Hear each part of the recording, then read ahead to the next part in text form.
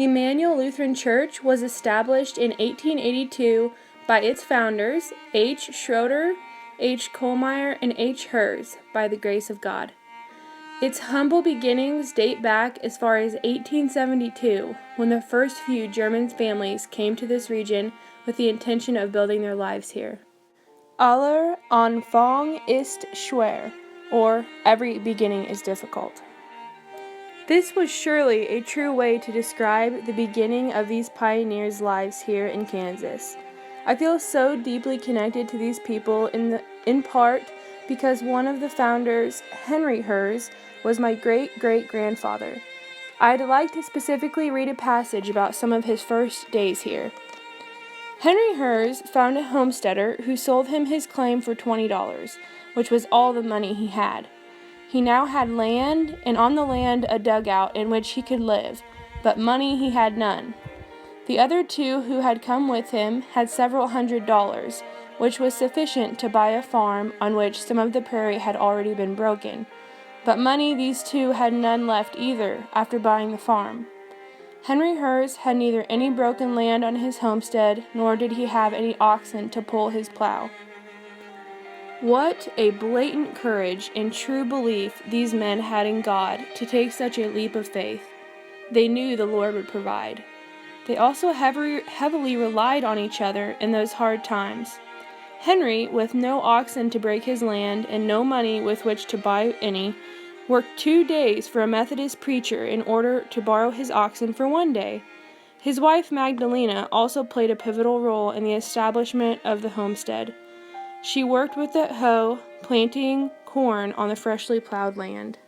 We can imagine how happy those hard-working people felt when they had progressed to the point where they could call a yoke of oxen their own. More than their poverty in earthly goods and physical comforts, those people deplored the lack of a Lutheran church, for there was none to be found in this entire area. And so began the thought to build a Lutheran church near Strawberry Township.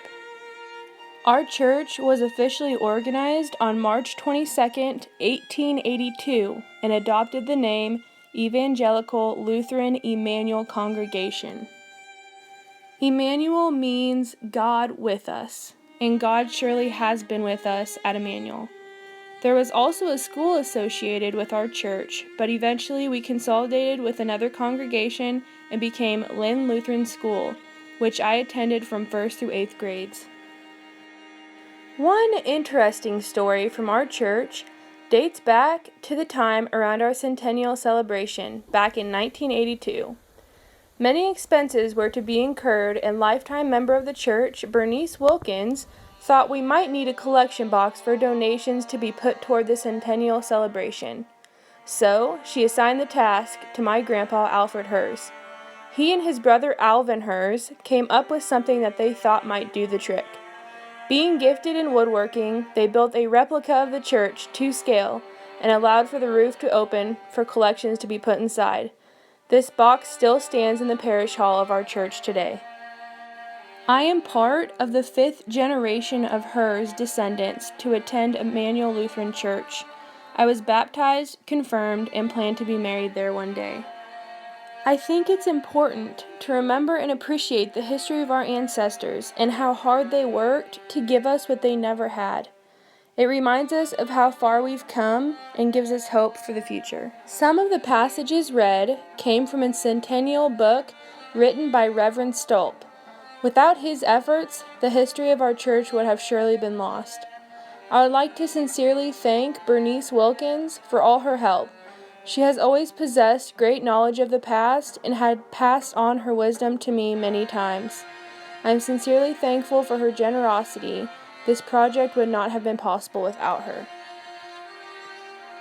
In conclusion, I would like to dedicate this video in memory of my grandparents, Alfred and Lucille Herz, lifetime members of the church and some of the most genuine people you could have ever met.